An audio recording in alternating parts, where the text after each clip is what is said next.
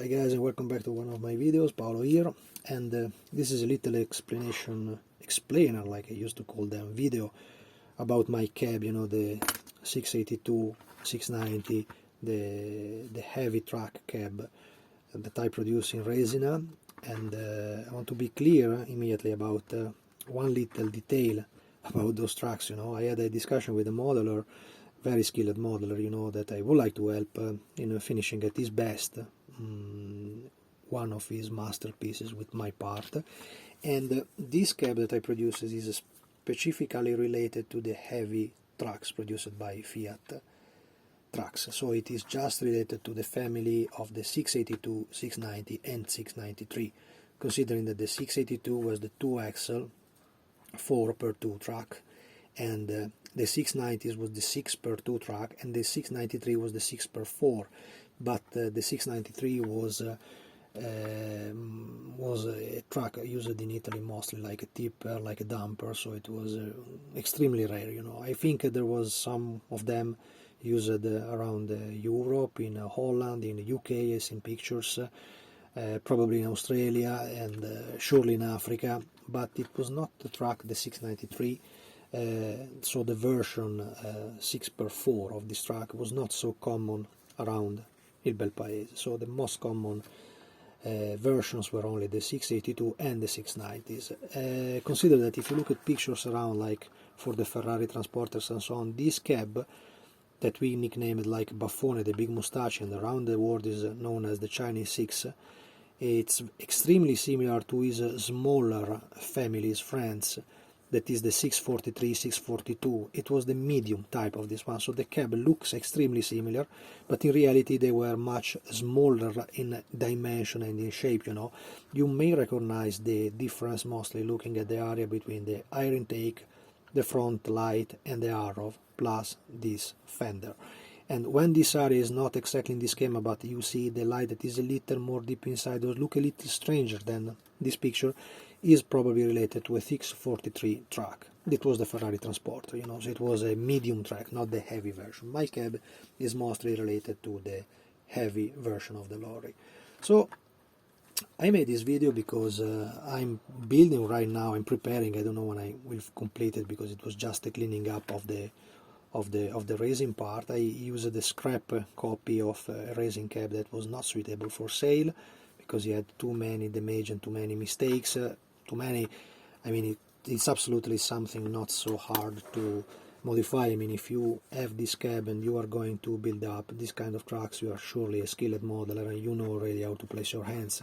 I just want to give some tips about the versions and the variants of this vehicle, but about the modeling skill, I know that there is out there people that is incredibly more skilled than me, honestly, so they can do much better than what I did. So the stuff that I improved in these copies were mostly the drop line around the cab. It is this line that in some cabs that I sold, they are missing here, they are a little broken, so it have to be replaced. You know, it's just a simple plastic line. And the code of the evergreen strip styrene that I used for this part was 8204. So write it down if you need to remember which is the line that I used. It is the 8204 from Evergreen. And it's extremely easy to work with because it's very easy to bend, to fold there, to make it follow the line. I made it under here a line with the pencil to follow it, and became, you see, much more straighter. You can see that there, much more straighter compared to some copies that are around there. And also the front windshield that looks different from the resin, it's in reality just the ordinary one, cleaner by the internal frame. In my copies in resin, I place it inside the frame made in resin, just to have the reference to where to place the glass over the windshield, you know. And so it's basically just clean. Some version, not all of them. If you look at the Centauria model that is for sale now, the one in 1/14 scale, you know, the one in the same scale of the Tamiya trucks, radio controller, they made a very nice mod, very nice, but look like a very big toy, honestly, to me. But the roof is different in the nerves up here, you know, and depends from the production period, because they changed it. So in my first version they were a little more different here. There is version that don't have this nerve, there is version that have this middle one that is a little different in proportion. So I just took a picture and I made it in this configuration, you know. That's it. I don't know if this can be considered like a new master. I don't think so, because it's basically just a cleaning up of my previous, one of my many previous racing copies. So I don't think that this is a brand new master. It's just an improving and a big cleaning of a mold that start to show his age, and probably is at the end of his life. So soon I have to plan for a new rubber, because this track will be anyway always available for me. You can have a period like now after the COVID pandemic, where for my personal issues, you know, I'm in another country right now, so I could not sell the copies that I still have booked in Italy of this cab. But anyway, this model will be always available, so it will not be something that will disappear. It will disappear if maybe Italy, if Tamiya, somebody like them, or Revel will produce this one, but I honestly don't think that is in their plan to produce an Italian truck of the 50s, so you never know, cross fingers. But also I'm the first one in hoping that they make a complete decent model for the Chinese 6, but I really don't think so. Another issue that you have to consider when you have my racing cab is this. Many modelers don't know this, but all this part, so this big racing teeth and this side, have to be cut away. I made the first master of this model with the idea of just scratch build one for myself. I like it so much, this vehicle, so I wanted to build one for myself. And during the scratch building procedure, I placed this big heavy pin as a kind of reference pin to have the height over the chassis. I used the mainframe chassis, the under chassis coming from a Revel, Krupp Titan or Bussigmag. They are the same truck inside, the parts are similar, and this was just a pin that gives you the proper height when you build up the model, considering the central part of the front wheel. So you have to check extremely carefully the picture that I provide you. Now you see, it comes away, but there's no issue, no problem, perfect.